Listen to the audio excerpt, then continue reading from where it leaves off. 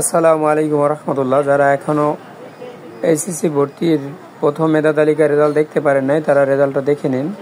প্রথমে আপনি এখানে এই যে এক্সআই অ্যাডমিশন গভ.বিডিতে প্রবেশ করার পরে লগ ইনে ক্লিক করবেন।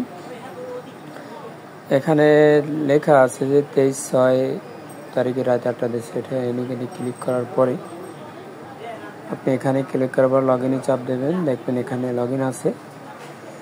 এবার এখান থেকে আপনি এই জায়গায় নির্বাচনে ক্লিক করবেন। নির্বাচনে ক্লিক করার পরে এখানে দেখতে পারবেন এই যে বেগম তোফাজ্জল হোসেন মানিক মিয়া মহিলা কলেজ। এখানে আপনি এই টিক মার্কটা হচ্ছে যে আপনি যদি একবার এটা মানে এই কলেজে আপনি ভর্তি নিশ্চয়ই করলেন, কিন্তু কোনো কারণে যদি কলেজ পরিবর্তন হয়ে যায় তা আপনি এই কলেজে আবার আসতে পারবেন। এটা ঠিক না দিলে আর আসতে পারবেন না।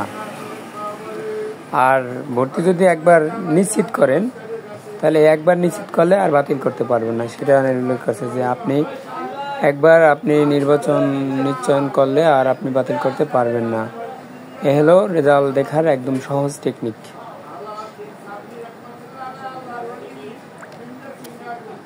আর যারা এখন পর্যন্ত ভর্তি সাবজেক্ট চান্স পায় নাই, তারা হয়তোবা 29 তারিখের পরে